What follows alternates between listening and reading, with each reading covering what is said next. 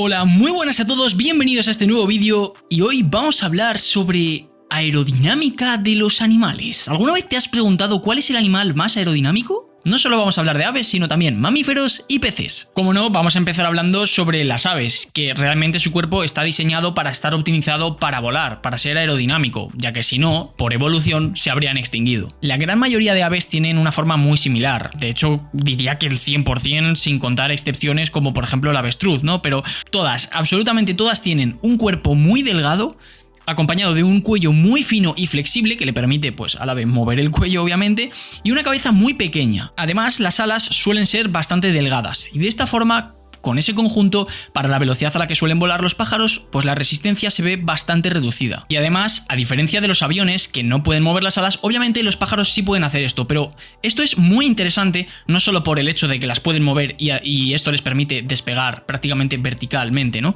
Es que además, de esta forma, pudiendo mover las alas, pudiendo mover como si fueran los brazos, lo que pueden hacer es tener muchísima estabilidad, muchísimo más que los aviones. Cuando un avión quiere generar el movimiento de roll hacia la izquierda, por ejemplo, hacia mi izquierda, pues eso sería básicamente así. Lo que tiene que hacer es en mi brazo derecho aumentar la fuerza de sustentación con los alerones, o sea, aquí bajaría los alerones y en esta parte los subiría. Entonces la parte de aquí generaría más sustentación y la otra lo disminuiría y entonces se generaría esta rotación y al moverse, al generar esta rotación, las alas ya están inclinadas, ya tienes el ala como en diagonal y esto hace que la fuerza de sustentación se gire hacia un lado y eso es lo que hace a la aeronave moverse hacia la izquierda. Es muy loco, pero es así. Y las aves simplemente moviendo más una ala hacia abajo que otra, pues pueden generar esta rotación, este movimiento. Realmente los humanos, con los diferentes sistemas de control, lo que vamos a imitar es tener toda la capacidad de movimiento que tienen las aves. Pero nunca lo vamos a conseguir simplemente por el hecho de que los aviones no pueden mover así las alas. Y los pájaros, por supuesto que pueden. Realmente podemos decir que todas las aves son muy aerodinámicas. Lo que pasa es que son aerodinámicas para la velocidad de vuelo para la que han sido diseñadas. No diseñadas, sino para la que la evolución las ha llevado. Por ejemplo, un gorrión no va a volar a la misma velocidad que lo hace un águila. Si por eso piensas que un águila es más aerodinámica que un gorrión, vale, pero realmente no significa eso, porque un gorrión lo que hace es optimizar su velocidad para, con muy poca energía y con lo pequeño que es, poder tener mucha maniobrabilidad para poder escapar de cualquier depredador. Sin embargo, un águila lo que quiere pues es tener muy buena visión y tener muy buena velocidad para tirarse en picado contra los diferentes animales que quiera cazar. Por eso tienen conceptos diferentes y no podemos decir realmente que haya una ave más aerodinámica que otra, pero esto lo voy a dejar para un futuro vídeo. Vamos a hablar de cuál es el ave más rápida de todas y por qué. Y ahora pasamos a los peces, porque realmente esto es algo que la gente no suele pensar. Son muy aerodinámicos, aunque bueno, realmente el término no sería aerodinámicos, sino hidrodinámicos, ¿no? Porque es con el agua, porque están optimizados, al igual que las aves están optimizadas para moverse por el aire. Los peces o los delfines, que son mamíferos, y las ballenas también creo que son mamíferos, están pensados para moverse por el agua de forma muy optimizada. De hecho, en aerodinámica es súper típico el hecho de estudiar la piel de los delfines, porque simplemente por su piel, el número de Reynolds que se genera al pasar por el agua hace que la resistencia sea muy pequeña. Tú si pones algo con la forma de un delfín, pero hecho de madera, y que pese lo mismo, que sea exactamente igual, pero de madera, y pones a un delfín, el delfín va a ir 1000 veces más rápido simplemente por la textura de su piel, por cómo es su piel, va a tener muchísima menos fricción con el agua que cualquier cosa que puedas construir tú. Si no lo haces pensando en reducir la resistencia, claro, si haces un objeto pensado en reducir la resistencia, seguramente lo hagas mejor que un delfín, pero si simplemente con madera o metal o lo que sea intentas imitarlo, te va a salir peor, y esto se estudia muchísimo en fluidos. Y esto ocurre sobre todo en el agua porque el agua tiene mucha más viscosidad que el aire y por eso las fuerzas de fricción por viscosidad es mucho más importante reducirlas en el agua que en el aire, porque en el aire no son tan importantes. Además, al igual que las aves tienen las alas y la cola, los peces tienen que tener diferentes aletas para poder moverse por el agua.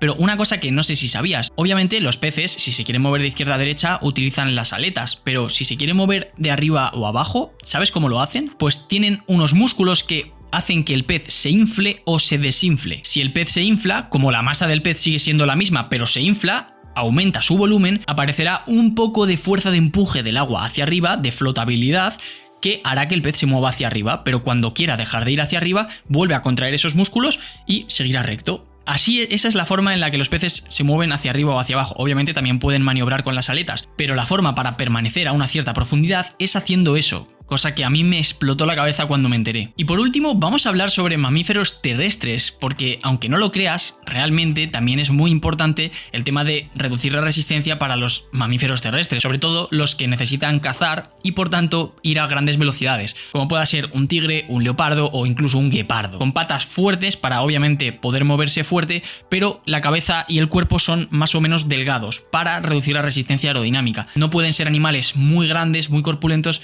porque de esa forma sería completamente imposible que pudieran mantener una velocidad alta. Es cierto que en realidad la aerodinámica para los animales terrestres tampoco influye tanto, porque en realidad la fuerza de resistencia con el suelo, cada vez que las patas tocan el suelo, es muy alta. Entonces al final la resistencia aerodinámica, pues podemos decir que podría llegar a despreciarse, pero vemos que más o menos todos los depredadores tienen la misma forma, 4 patas, musculosos y delgados. Entonces esa podemos decir que es la forma óptima para un depredador en la Tierra, y además es algo que no simplemente podemos pensar, sino que lo podemos afirmar, porque la evolución no falla, la evolución no tiene error. Han pasado millones y millones de años y los animales depredadores, si han acabado siendo así, es porque antes habría habido algunos otros animales depredadores que no habían sido así, algunas variaciones, y se acabaron extinguiendo. Entonces lo que tenemos hoy en día es lo mejor de lo mejor. Muchas gracias por ver este vídeo, ya te digo, en el futuro voy a hacer uno hablando específicamente sobre las aves, porque hace poco estuve en Cabárceno, que es un parque natural aquí que hay en España,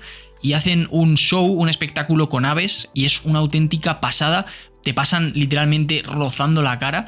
Y bueno, vamos a hablar de eso porque tengo muchos vídeos a cámara lenta y se puede ver perfectamente cómo baten las alas y cosas que hacen para maniobrar. Así que nada, muchas gracias por ver este vídeo, nos vemos en el siguiente. Ah, sí, por cierto, en este vídeo también os voy a enseñar un ítem que tengo y este es bastante especial para mí, me lo he decidido traer en el segundo vídeo, ¿no? Hay que empezar bien. Y es un Remove Before Flight. ¿Se ve? Bueno, se ve obviamente que es un Remove Before Flight, pero espera. Remove Before Flight de un F-22 Raptor. Es una locura, me encanta este. De hecho, mirad, lo tengo ya desgastado, lo tengo desde hace muchísimo tiempo. Lo tengo desde 2018, creo. Desde 2019 lo tenía ya seguro. Desde 2018. Es una auténtica pasada. Y el año que viene, como vaya a Riad, que todavía no lo tengo claro, me voy a comprar muchísimos, porque me diréis que no es épico ir con esto en la mochila, ¿no? Bueno, muchas gracias por ver este vídeo y nos vemos en la siguiente.